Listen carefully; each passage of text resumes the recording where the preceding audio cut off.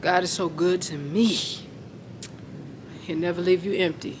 He continually fill you up, give you all the provision, all the substance, all the necessities, all the bread you need. God, He'll do it. Just trust in Him. Keep your eyes on the prize. Stay focused. Stay prudent. Stay childlike. Stay humble. And He will guide you. One thing I did want to talk about is that I've noticed that with me, there's a lot of, how can I say? One thing that I have noticed is that you got to be very careful nowadays with what you're intaking in your body.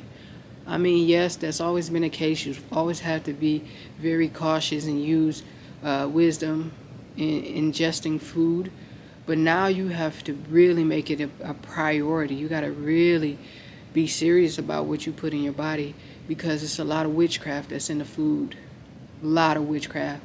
They're using witchcraft just by putting the wrong ingredients on the labels, like putting stuff as far as like natural flavoring, and putting certain things that don't really explain what it exactly is in there, what is exactly it entails. That's witchcraft, that's manipulation. And also literally they cast spells and curses. And by they, I mean like those ones that are in the higher upper echelons, the Food and Drug Administration, these corporations and companies, they're putting drugs and additives in the food that make you addicted and make you crave it, and it'll release dopamine in your brain and make you just be fiending for it. That's witchcraft, that's sorcery, that's manipulation. So, I noticed that I get sick a lot from eating things that I shouldn't eat. And of course, at the time, I look at it, I see non-GMO, it says, oh, it's organic, it says this and that. And when I go to partake of it, it don't sit well in my stomach. And I know I have a sensitive system, especially as I have gotten older. And of course, being a devout follower of Christ, there's a lot of outside forces that is attacking me, that is against me, that wants to kill me. You know what I'm saying? That wants to do me great bodily harm. But nevertheless, I don't fear the one that can kill the body and do no more.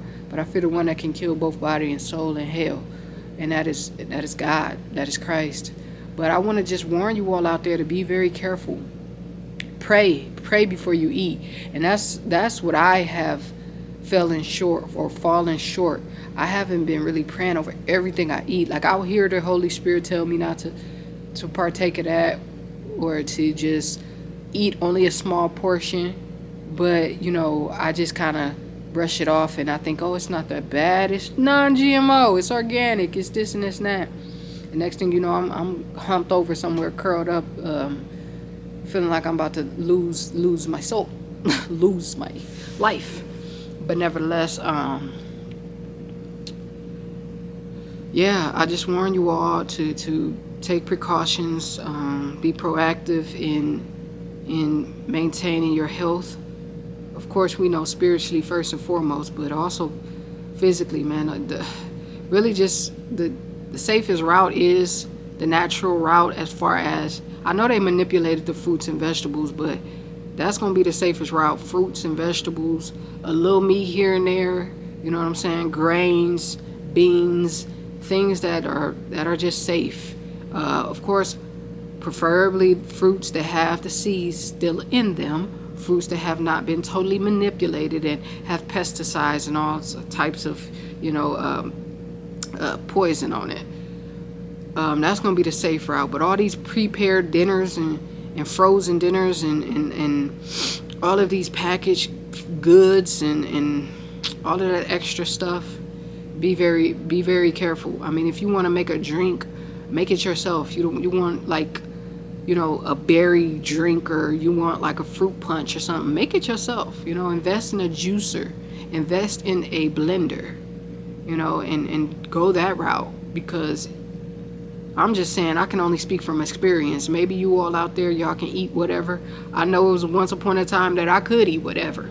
I used to eat Cheez-Its and Cheetos and Fritos and burritos, and I used to eat just whatever, and I didn't have any adverse effects. But now, God is holding me up to a higher standard, and I'm very sensitive, and I can't even. And also, watch who prepares your meals. You know, everybody can't prepare a meal for you unless, you know, God is dealing with them, unless they, you know, got a good spirit about them. You know, oftentimes I've gotten sick from other people's meals that they prepared. And, you know, it's not like they put poison in the food, or it's not like they, you know, intentionally meant harm, but it's just that our souls wasn't compatible. Our spirits aren't compatible, and it translated into the food. And you can try to bless it, but if the Most High, if God says don't partake of it, it's not going to be blessed. You know, everybody want to just bless everything, but it's up to God as to whether or not he wants to make it good. If he say throw the whole thing away, do away with it, that's what he means. He's not going to turn around and just bless it because you're asking him to do so.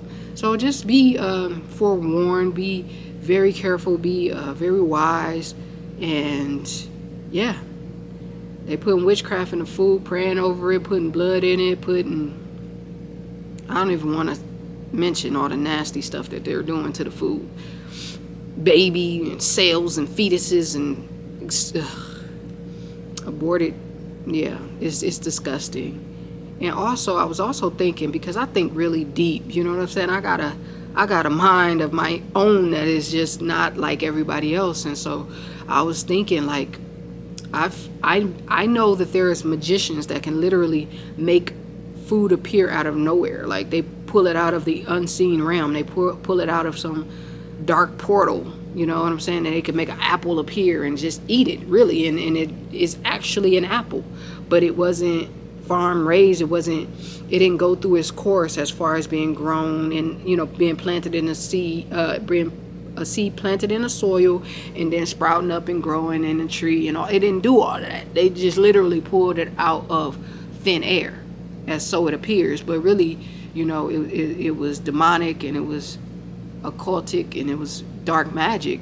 So my question is, how do we not know we're not eating that type of food that has been pulled out of portals from the underworld? How do we not know that?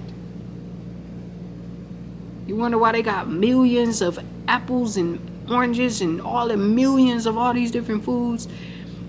And we know that the soil is basically is dead for the most part. I know in America, with all this chemtrails and all of this smog and all of this, you know, just all of this harm that's going to come upon the planet, our soil here is not the greatest.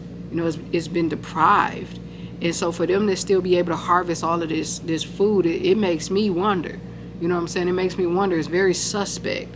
I think that there's some high-level satanic witchcraft going on. And man, a lot of this stuff have been pulled out of the dark realm, literally, and just made into food.